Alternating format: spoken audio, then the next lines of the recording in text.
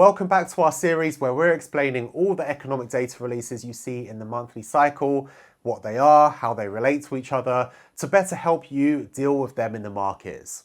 This time we're taking a look at arguably the most consistently important and market impacting monthly release. It's the Non-Farm Payrolls Report, also known as NFP, and it's a measure of the US labour market. So why don't we start off by briefly going through what the labour market is. The labour market is the workforce of an economy. This includes those people who are employed and those who are seeking jobs. Not everyone in an economy is part of what's known as the labour force. Things such as age and whether someone is actually looking for work or not are also usually taken into account. Now, just like other areas of the economy, the labour market works based on supply and demand, which also affects things like earnings and can therefore feed through into inflation. Now, essentially, a person will be offering their time, skills and experience, and obviously in return, they can earn some sort of compensation, i.e. salary or wages. Now, in terms of the supply and demand of the labour market, the supply side refers to the individual workers and companies will create the demand. Now, in theory, if there's more supply than demand for labour, then wages should fall. And the opposite should happen as well, when wages would rise if demand outstrips supply. There are so many different factors that can influence the supply and demand in the labour market. At a macro level, we could be looking at factors such as immigration, education levels, the global economy, and even, as we've seen more recently, global pandemics. Then at the micro level, this could be dependent on specific sectors or individual companies that hire, fire, and set the salaries of their workforce. And there are a number of different ways and different economic data releases that we can use to measure the labour market, from unemployment to wages to productivity. But the most important release, at least for the US, is the Non-Farm Payrolls Report.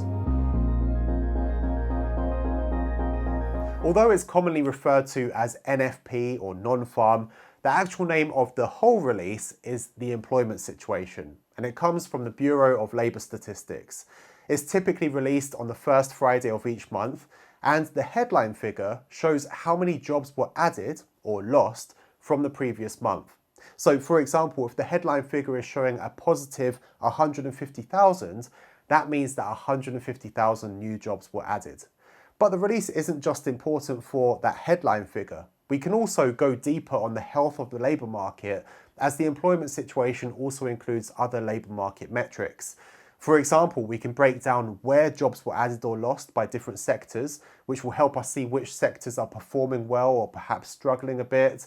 Another part of the release that's just as important as the headline figure is the average hourly earnings. That's because the headline figure on its own can actually be quite misleading.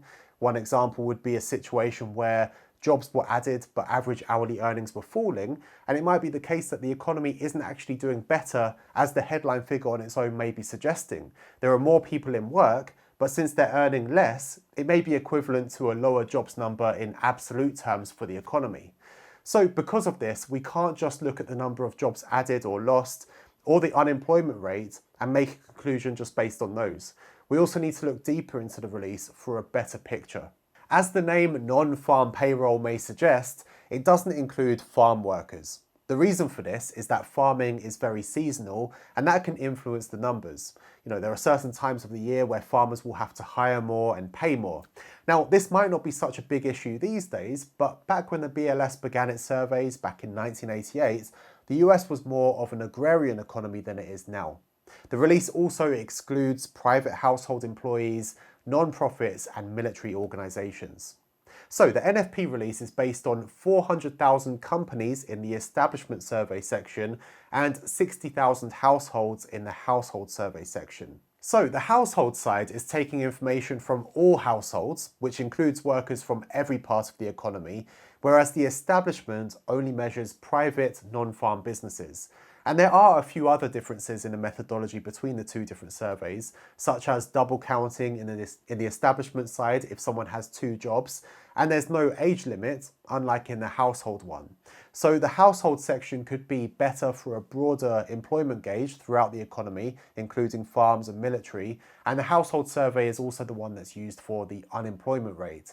However, the establishment survey is seen as the more important one due to the bigger sample size, and it's based on official payrolls. If you've seen our video on gross domestic product, GDP, click up here if you haven't, we mentioned how a large majority of the US economy relies on consumer spending, around 70%. So more jobs and wage growth will boost economic growth as people are more likely to spend more money. That means a positive jobs growth number should be positive for economic growth and typically results in bullish moves for the US dollar. This is also the case on the opposite side as well, as a slowing jobs market could be a sign of a slowing economy. Now, these numbers will also be scrutinized by analysts and companies, which may then use them to make decisions on expanding and hiring, which would then add even more to GDP. The Federal Reserve will also pay particularly close attention to the data on the labour market, since their dual mandate is to achieve price stability and maximum employment. In fact, NFP data may have a direct effect on monetary policy decisions. If unemployment rates are increasing, the Fed may loosen their policy to increase output and hopefully result in lower unemployment. However, looser monetary policy can mean lower interest rates, and that can lower demand for the US dollar. On the other hand, strong NFP readings could signal that the labour market is running hot and monetary policy needs to be tightened to avoid inflation. Since the Fed targets maximum unemployment based on the NIRU, the non-accelerating inflation rate of unemployment, which is the highest point that the economy can sustain of employment while maintaining stable prices. So that means the NFP release, with all of its data components, is one of the most important economic indicators in the US. Now, although employment data is obviously important in other countries, if we look at, for example, Europe, there's a bigger focus on manufacturing as a driver of growth, and other countries may, for example, put a bigger emphasis on exports. Now, NFP isn't the only jobs release in the US. There's also weekly data as well. But since the NFP release comes monthly, the data is smoother and less volatile and therefore more important. But that doesn't mean it's accurate all the time. It's quite common to see revisions of previous month's data in a new month's release, and these revisions are also important and can move the market or change our view on an economy, so we need to take note of these revisions, especially if those changes are quite significant. But you know, changes in the labour force isn't all we need to consider for economic growth. The productivity in an economy is also very important, and we'll be covering that in a future episode in this series, so make sure you're subscribed so you don't miss it. And if you want to check out the other episodes about economic data releases, check out this playlist here.